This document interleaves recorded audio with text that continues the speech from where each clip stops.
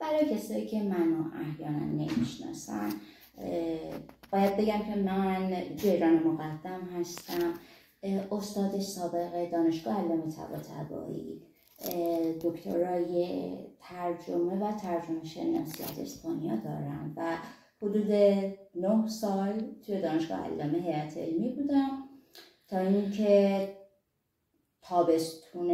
همین تابستون گذشته به خاطر فشارها، بازجویی‌ها، اخراج از دانشگاه،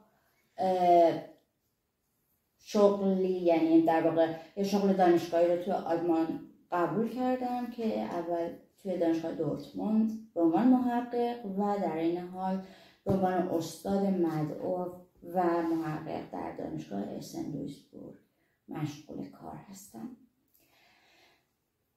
در واقع میخوام داستان خودم رو تعریف کنم از زمانی که این در واقع داستان جیران شروع شد تا وقتی که به اینجا رسید. حالا فعلا قسمت اولش این که در واقع توی اون مثلا از وقتی که فشار بر من شروع شد تا برهه‌ای که در واقع یک میشه گفت فصل اول این داستان به پایان رسید رو سعی میکنم در این ویدیو براتون تعریف کنم و بعدش خب طبعا در ویدیوهای دیگه جزئیات دیگری رو منتشر خواهم کرد.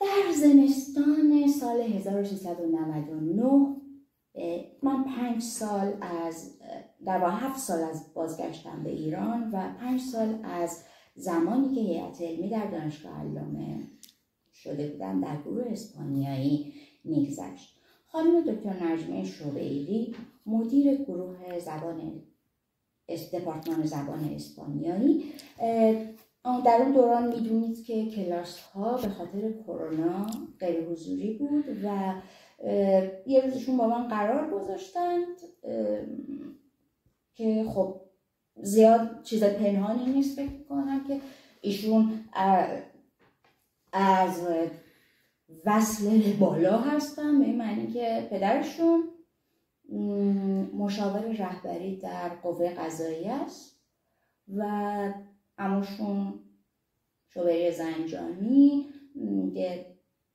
مرجع تقلید شناخته شده.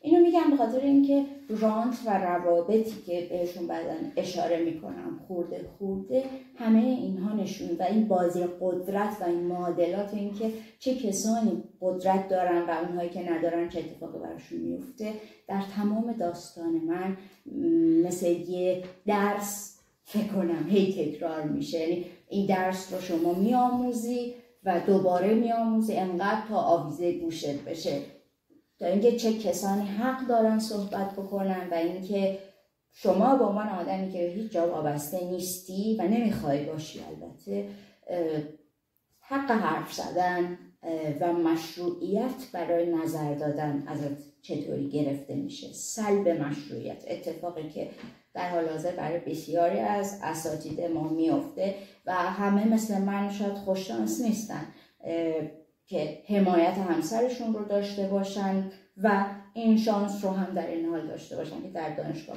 خارجی بتونن کار بکنن.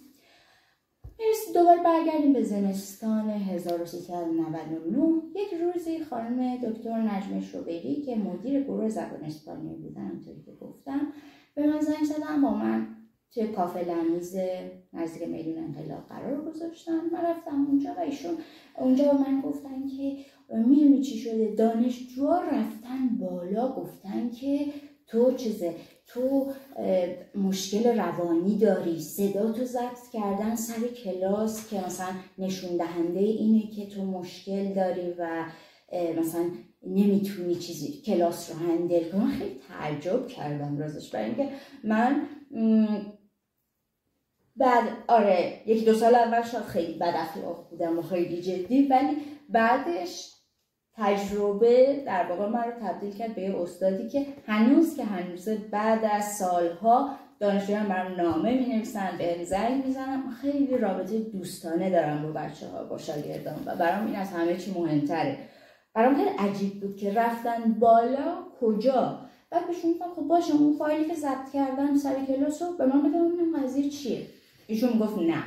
حالا اینو بهتون میگم تا بعدا، یعنی اینو اینجا داشته باشید که اصلا همچین فایلی وجود خارجی نداشت. فایل تهدید، یعنی ایشون میگفتن فایلی وجود داره ولی خب وجود نداشت. حالا من قضیه ایشون میگفتن و در این حال ظاهرا دور و برم مثلا سمپراکنی و زهر آگین میکردن فضا رو. من کار خودم میکردم، مثلا توجه نداشتم، واقعا فکر میکردم کسی وقتش رو برای همچین کاری بذاره. تا اینکه 1401 شد. لازم به گفتن نیست در سال 1401 وقتی که رئیسی به قدرت رسونده شد در ایران، تمام ساختار قدرت حتی در جاهای مثل دانشگاه ها هم تغییر کرد. در دانشگاه علامه رئیس بسیج شد رئیس دانشگاه و در دانشکده ها هم سعی کرد خب طبعا نیروهای همسو با خودش را، اصلا اصطلاح همسو، استاد همسو، کارمند همسو، اینا رو ما از اون وارد گفتمان دانشگاهی خیلی شدید دیدیم که شده. حالا همه همکاران عزیز میدونن دیگه، بعضی جاها حتی طنز میرسیم که آیا شما همسو. من به عنوان یک استاد غیر همسو خب حضورم کم کم و ارتباطم با دانشجوها و حمایتم از اونها و خب طبعا حرفایی که میزدم از هر بهانه‌ای برای صحبت کردن راجع به خشونت علیه زنان، سایر مباحث حالا فمینیستی، راجع به حقوق بشر، راجع به کارهای لازم برای اینکه یک انقلاب شکل بگیره و تفاوت مثلا اعتصاب حالا و اینکه مثلا اعتراض و اعتصاب در چه جاهایی، حالا اینا رو از طریق مثلا کلاس مکالمه‌ای که داشتیم در قالب مکالمه اسپانیایی و کتاب‌های اضافه بر درس که معمولا نمره براشون میذاشتم و دانشجوها میومدن اینها رو میخوندن، یعنی در واقع میخوندن و نمرهشون میگرفتن. در واقع این شد که من یه جورایی نشون دادم که از تدریس، حالا قطعا من حرف اولین نفر نیستم، اینکه از تدریس به عنوان سلاحی علیه دیکتاتور در مبارزه استفاده بکنیم و اینکه خب علاقه دانشجوها به من اینکه همیشه چه خانه ما چه دفتر من همیشه بچه‌ها می اومدن میرفتن از مشکلات روانیشون، درگیریاشون، مشکل ابهامات سیاسیشون تو اون سن، راجع به همه چیز با هم صحبت میکردیم و خب طبعا این اصلا به مذاق دانشگاه خوش نمی اومد و خب ابزار اعمال فشار اینجا کی بود؟ آقای دکتر احمدی که رئیس دانشکده زبان و ادبیات دانشگاه علامه بودند و اون چیزی که ایشون پیدا کردن، یعنی اون آدمی که ایشون پیدا کردن برای اینکه بتونن از طریقش من رو بشکنن، من نه به عنوان من آدم مهمی نبودم، من به عنوان هر استاد غیر همسویی که حرف میزنه و ساکت نمیشه برای نشون دادن به اون 500 تا استاد دیگه که ببینید این عاقبتتونه. هیچی، این دو همدیگر رو پیدا کردن و برای مدت میشه گفت خیلی طولانی، شاید حدود 2 سال، 1 سال و نیم حداقل، تبدیل شدن به شکنجه دائمی زندگی من. یعنی اینها به خاطر اینکه من میرفتم سر کلاس و حرفهای نامربوط میزدم و خب به دانشجوها کمک میکردم، در واقع محبوبیتم میتونست خطر آفرین باشه. طبعا هر استادی که محبوبیت داره یک موجود خطرناکه و هیچی. اتفاق در واقع از اینجا شروع شد. بریم راجع به اتفاقات صحبت کنیم. یه روز بچه‌ها توی اتاق من داشتن میرفتن و میومدن، چیز خیلی اتفاقا روز شلوغی بود، یه عالمه دانشجو تو اتاق بود. من یه کسی در اتاق منو زد و سلام خانم دکتر، من رئیس مرکز مشاوره دانشکده هستم، دیدم چراغ اتاق شما روشنه، اومدم خودم معرفی کنم و باهاتون یه سلام علیکی بکنم و اینا. خوبید شما فلان، حالا منم که بله حالا این مثلا به این دانش بگم آره اون کتاب ببریم، همجور وسط حرفی چند تا جمله رد و بدل کردیم. من کتاب معمول گفتم که اتفاقا خیلی خوبه، به نظر من مشاوره خیلی چیز خوبیه. من همیشه بچه‌ها رو میفرستم وقتی مشکل دارم، میگم همیشه باید برید، چه حالا وقتی لازم شه دکتر چه پیش مشاور. خلاص یک صحبت کوتاه اینطوری ما با هم دیگه داشتیم و ایشون رفتن.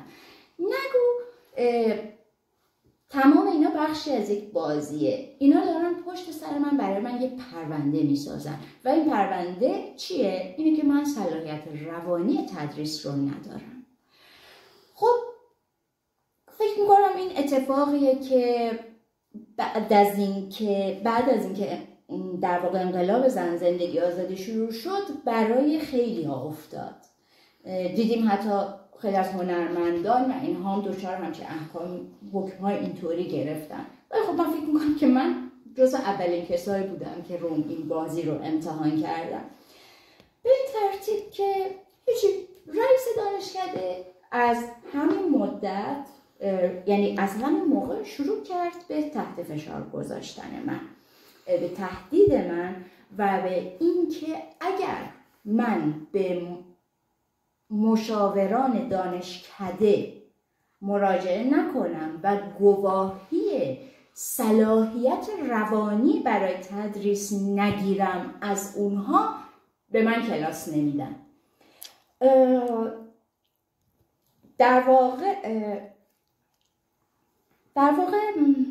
این مشاور جاسوس های علامه، اینجوری میشه گفت دیگه، مشاور بازجوی علامه، من این راستش بعدش فهمیدم وقتی شما میری زندگیتون رو میریزید روی دایره واسه اینا همه چیز رو تعریف میکنید، اینا ظاهرا چیزی به اسم وفاداری و شرافت شغلی و اینا ندارن.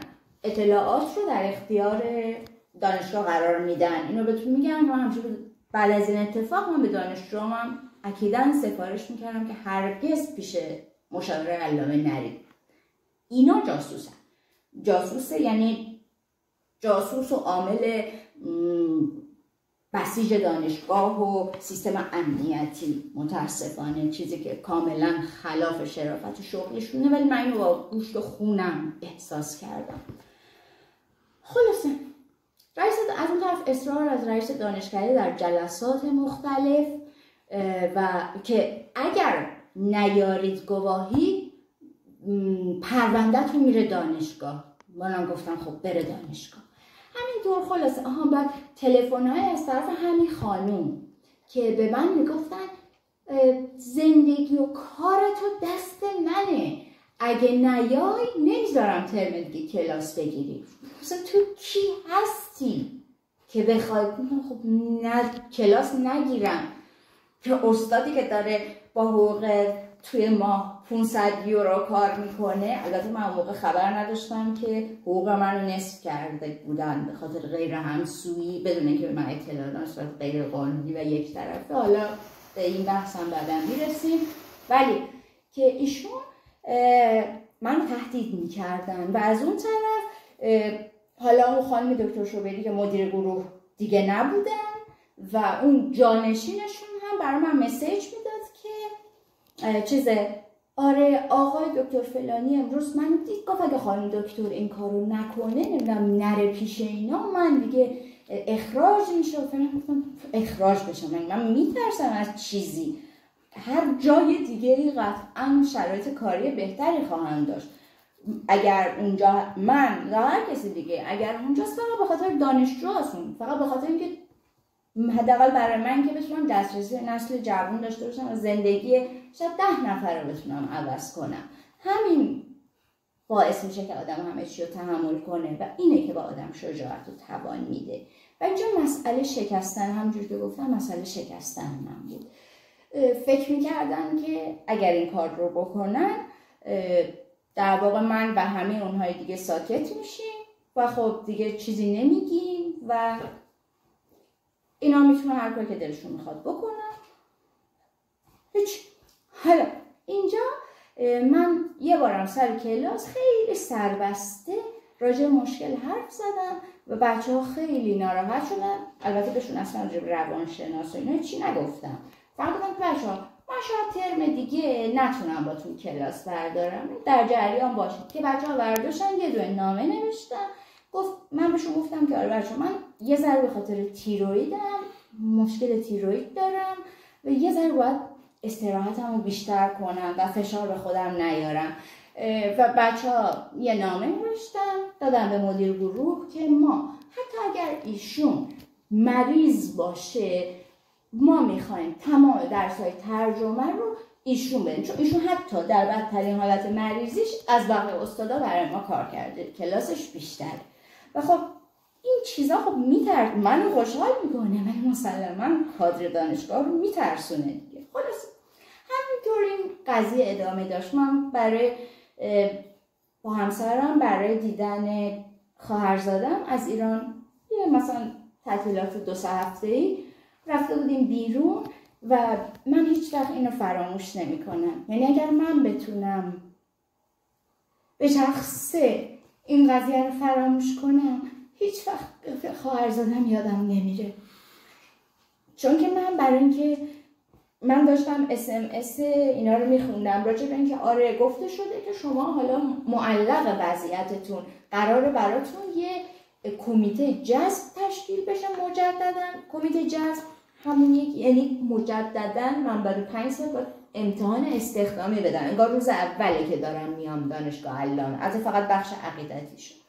و من به خاطر اینکه گریه نکنم توی اتاق نفس نمیشستم و سعی میکردم نفس بکشم و خواهرزاده من دست منو گرفته بود میگفت چرا جوجو گریه میکنه؟ چرا جوجو گریه نکنه؟ چرا جوجو داره گریه میکنه؟ من خودم میگم من ازم خودم میگذرم ولی از اشکال اون بچه نمیگذرم. میتونید حدس بزنید که من چه فشاری رو تحمل میکردم. واقعا وقتی اون روزا فکر میکنم برام جهنم مطلقه. حمایت رو میدونستم که بچه ها من دوست دارم، میدونستم که من کار بدی نکردم، ولی بازم بعضی وقتا ایستادن خیلی سخت. به خصوص وقتی که شما هیچی نمیخواید جز اینکه یه کلاس بهتون بدن که شما بتونید با جوونا حرف بزنید. چه میدونم حتی میبردمشون موزه، با هم میرفتیم موزه فرش، راجع به فرشای ایرانی. فقط همین رو میخواستم، نه مقامی میخواستم نه پول اضافه، دنبال هیچی نبودم. من واقعا عاشق کارم بودم، عاشق تک تک لحظه‌ای بودم که با بچه‌ها میگذروندم. واسه همین خیلی فشار زیادی تحمل میکردم، به خاطر اینکه داشتم من از چیزی که حقم بود، از چیزی که عشقم بود میکندن و از بچه هایی که مثل بچه خودم بودن. خلاصه توی این بحران با همسرم به این نتیجه رسیدیم که بریم با دکتر روانپزشکم که خب بیشتر از 20 سال بود منو تحت نظر داشت صحبت کنیم. رفتم با ایشون صحبت کردم و ایشون خب خیلی واقعا عصبانی و ناراحت شدن از اتفاقی که افتاده بود و به من لطف کردن و برای تشخیصشون برای من یه نامه نوشتن که توش قید شده بود که این خانوم از نظر روانی هیچ مشکلی نداره، کاملا قابله برای اداره کلاس و لطفاً فضای مناسب رو براش فراهم کنید و از استیگما زدن به ایشون خودداری کنید. و به من گفتن که اینا دارن به تو استیگما میزنن و این کار از نظر قانونی و از نظر انسانی کاملا قابل پیگیریه. من گواهی که روانپزشکم برام صادر کرده بود بردم دفتر ریاست و بهشون دادم، گفتم این تمام کاریه که من میتونم بکنم و تنها کاری که میکنم دیگه، حالا خودتون میدونید باید تصمیم گیری کنید. اونم تصمیم گرفتن که یه امتحان جذب برگزار بکنم. امتحان جذب برای اونه که احیانا نمیدونن، امتحان جذب امتحان 2 مرحله‌ای، مرحله اول علمی، خب اون هیچی، میخواستم در واقع یک امتحان عقیدتی مجدد از من بگیرن برای تایید صلاحیت من برای تدریس. اینه که برای تهدید بقیه هم بود، چون حالا در ماه‌های بعدی، حالا در ویدیوهای دیگه براتون توضیح میدم، در واقع دانشگاه علامه اساتیدش نمیخوام بگم خیلی حالا شجاعانه، ولی خب به شیوه خودشون یکی از مقاوم‌ترین ها بودن و ریاست دانشگاه بارها با ما جلسه گذاشت و تذکر داد که من ناراضیم از شما، بخاطر اینکه شما با اهداف ما همسو نیستین.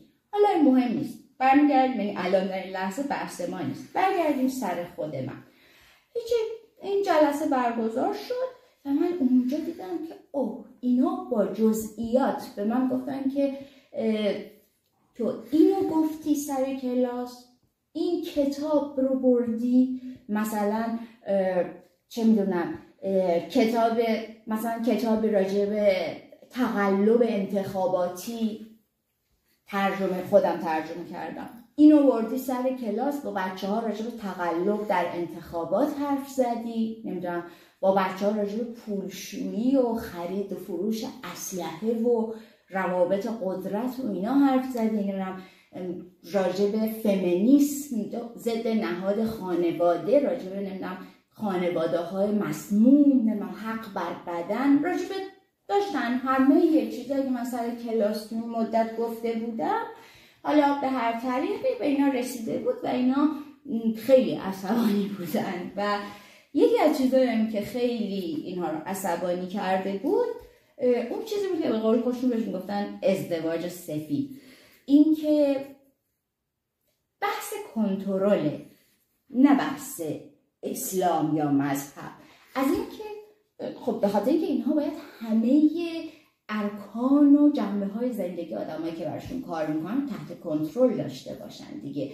از اینکه 7 سال بود، نمیدونم 6 سال 7 سال بود من استادشون بودم و ازدواج نکرده بودم، یعنی و همسرم در تمام مراسم، مهمانی ها، سخنرانی، در همه جا همسرم رو با خودم میبردم، با معرفی همه میشناختن ایشون رو و اینا یه دفعه متوجه شدن که ما اصلا ازدواج نکردیم با هم، به قول ازدواجمون ازدواج سفیده. و این خب خیلی این هم اینا رو بسیار عصبانی کرده بود، یعنی از نظر سیاسی که من یک استاد مشکل داری بودم، از نظر اخلاقی هم اونها میگفتن که این مشکل اخلاقیه. حالا البته این مشکل اخلاقی نیست، در واقع این هم یه مشکل سیاسیه، چون یه جور مقاومت بود دیگه. ولی خب اونا میگم خیلی اصلا که چیزی بود که در ذهنشون نمیگنجید. بعد از این یعنی حالا که بالاخره حرفمون رو زدیم، به من گفتن که من باید تعهد بدم که دیگه از این کارا نمیکنم و مثلا این حرفا رو نمیزنم و از اینجور چیزا. کتاب‌های مثلا مخرب باشن به بچه‌ها نمیدم. حالا این کتاب‌های مخرب همشون مهر ارشاد، یعنی مجوز ارشاد داشتن، ولی خب حالا بعد یه چیز دیگه اینا چیزه به من گفتن باید تعهد بدیم. من و همسرم قبل از این که من وارد جلسه بشم با هم دیگه صحبت کرده بودیم و تصمیم گرفته بودیم که اگر اینها از من تعهد خواستن من استعفا بدم. و اینکه تو جلسه من خب وقتی گفتن که باید رویت رو عوض کنیم و تعهد هم بدیم، تعهد در پرونده‌ات درج میشه و خب میمونه دیگه در پرونده. حالا این پرونده های دانشگاه علامه هم خب چون یک چیز جالبی هم که حالا بعداً خودشون واقعا جا دارن که از فساد اداری صحبت کنیم، دانشگاه علامه ما یک نمونه. خلاصه من گفتم که من رویم رو تغییر نمیدم، همینم که هستم و اصلا جور دیگه بودن رو من نمیتونم یه آدم دیگه باشم و اگه بخوام نقش آدم دیگه رو بازی کنم خب خیلی مسخره و مصنوعیه دیگه. گفتم که نه، من تعهد نمیدم، خودتون تصمیم بگیرید. چیزم نکردم، بهش هم نگفتم استعفا میدم. تو اون لحظه گفتم که بذار اخراجم کنم. فکر میکنم که در حال تصمیم گیری بودن در مورد پرونده من که ژینا به دست 2 هفته بعد از این جلسه بود که ژینا به دست ماموران جمهوری اسلامی کشته شد و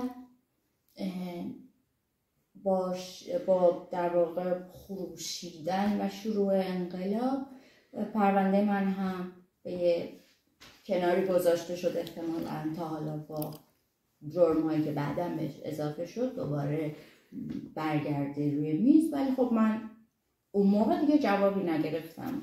شروع کردم به تدریس کردن و دیگه بعدش هم که در واقع وقتی که اعتصابات شروع شد و اصلا کلاً روند همه چیز تغییر کرد. اگر یک چیز خوب در اون روزهای بد، یک تجربه و خاطر خوب در اون روزهای بد وجود داشته باشه برای من، نزدیکی و عشقی که اون روزا من با شاگردان احساس کردم. ما دور هم جمع می شدیم، بعضی روزا فقط گریه می کردیم، هم دیگر بغل می کردیم، گریه می کردیم. و خب در یکی از همین جلسه ها بود که یکی از بچه ها به من گفتم میخوام باتون راجع به یه چیزی خصوصی صحبت کنم. بعد وقتی ازش بلند شد گفت اصلا مهم نیست، من چیزی برای از دست دادن ندارم. و گفت که چجوری تحت فشار قرار گرفته بوده از طرف حالا یکی از افراد دخیل در ماجرا. گفت این آدم من رو اصلا واقعا به صورت عملی تعقیب میکردیم، هر جایی که من میرفتم این میومد و به من گفت تو باید این کار بکنی. گفت که آخر سر موبایل منو گرفت، گفت دقیقا من توی سکنج یکی از مثلا اتاقا گیر انداخت، موبایل منو گرفت، شماره معاون دانشکده رو زد توش، موبایل داد به من گفتش که الان ایشون گوشی رو که برمیدارن تو باید بگی که خانم دکتر مقدم استاد بسیار بدیه و مثلا استاد غیر اخلاقیه و من شکایت دارم ازشون.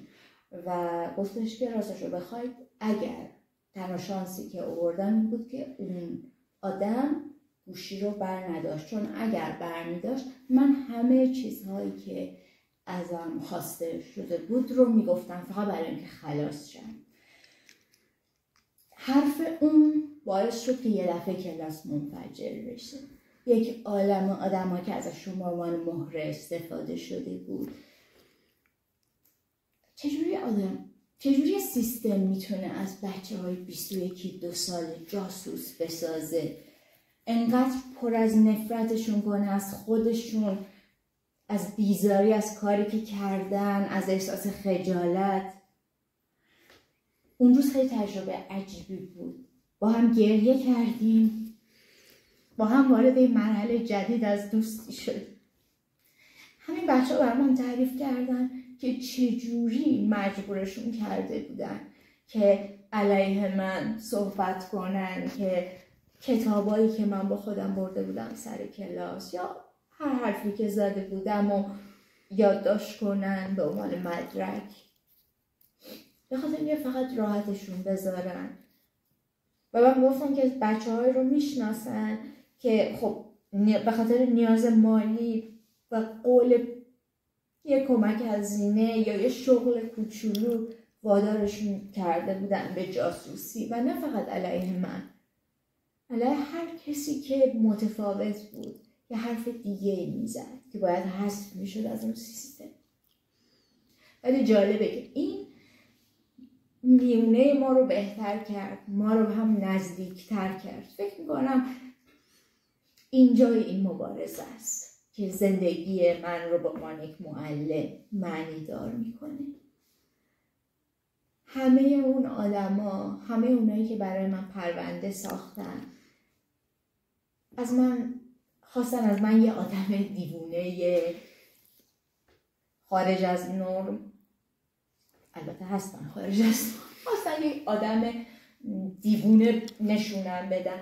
همه اون آدما پاک میشن میرن، ولی خاطره اون روزی که وقتی کلاسی 1:30 تموم شد، من به بچه ها گفتم بچه ها یک کلمه هم درس نخوندینا. گفتم استاد ولی عوضش این تراپی بود، مدت ها بود دلمون میخواست حرف بزنیم نمیتونستیم، هیچ کس حرفای ما گوش نمیده. اونجا بود که به عنوان یه معلم به خودم افتخار کردم و دیگه برام مهم نبود چه اتفاقی قرار برای من برای شغل بیافته. از اون متشکرم. تا قسمت